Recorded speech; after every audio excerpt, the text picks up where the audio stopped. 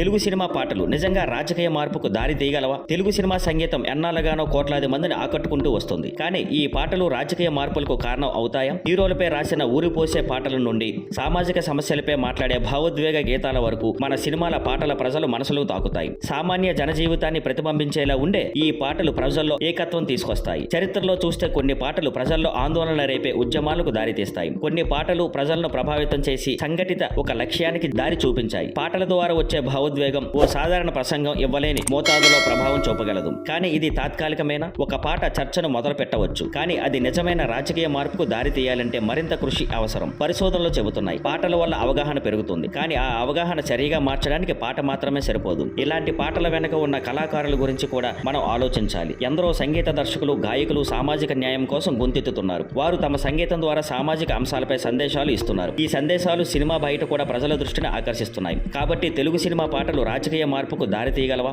జవాబు క్లిష్టం కానీ ఆసక్తికరం. అవి చలనం కలిగించవచ్చు. కానీ ఆ చలనాన్ని మార్పుగా మార్చడం మన అందరి బాధ్యత. చూడటానికి థ్యాంక్స్. ఇంకా ఇలాంటివే ఆసక్తికర వీడియోల కోసం మా ఛానల్ను సబ్స్క్రైబ్ చేయండి. Thank you for watching. Please like, share and subscribe.